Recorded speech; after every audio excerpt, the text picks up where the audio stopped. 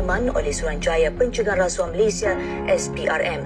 Kedua-dua mereka ditahan semalam bagi membantu siasatan kes dakwaan rasuah. Untuk perkembangannya, kita bersama wartawan Winsla Santiran. RM77 juta berkaitan tender perkhidmatan periklanan Kementerian itu pada 2018.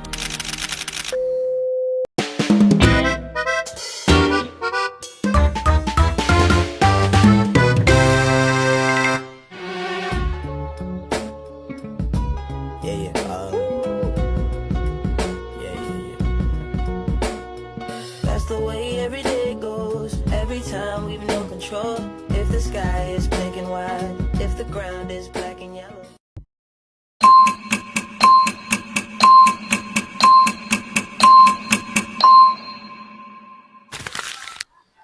Rasuah bukan sekadar memberi duit. Rasuah berlaku apabila seseorang menyalahgunakan kuasa demi kepentingan diri sendiri. Ia boleh merosakkan masa depan, menghancurkan kepercayaan dan menyebabkan ketidakadilan. Perangi rasuah.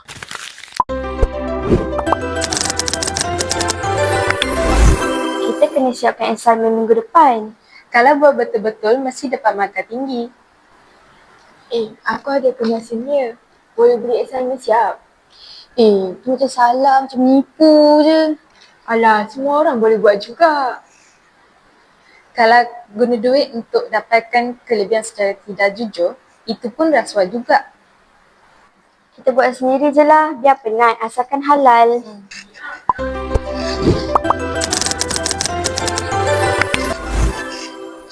Betul, boleh dapat soalan exam. Betul, tapi kau kena bayar 200. Cik, kalau kau nak lulus, kau kena berani tau. Bala, janganlah buat benda macam ni. Aku cuma nak lulus je. Menipu bukan kejayaan sebenar lah untuk lulus.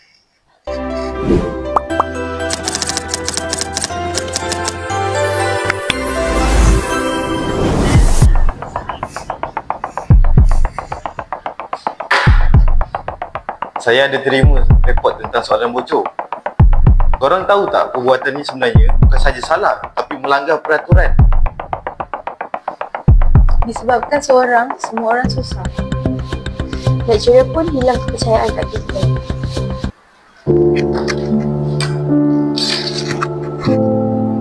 Kamu tahu tak, rasuah ni bukan sahaja merosakkan diri tapi melanggar undang-undang negara.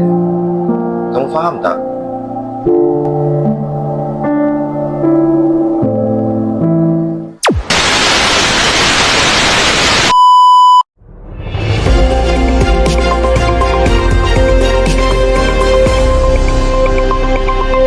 Rasuah boleh berlaku di mana-mana saja, sama ada di sekolah atau universiti ataupun di tempat kerja.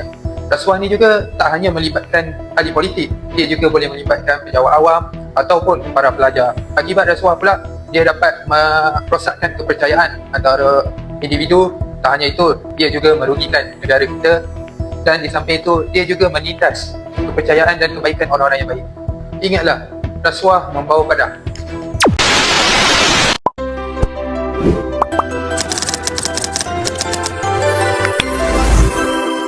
Aku menyesal lah disebabkan nak jalan mudah, aku terpaksa merosakkan masa depan aku sendiri. Masih belum terlambat untuk berubah. Kerjaan sebenar datang daripada usaha sendiri. Kita kena berani cegah dan tolak rasuah.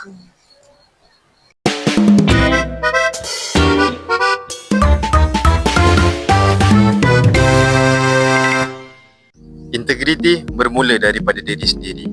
Jangan kerana duit atau kepentingan, kita gadaikan maruah dan masa depan. Sekian dari saya, Hafiz, dari Kumpulan 6, melaporkan.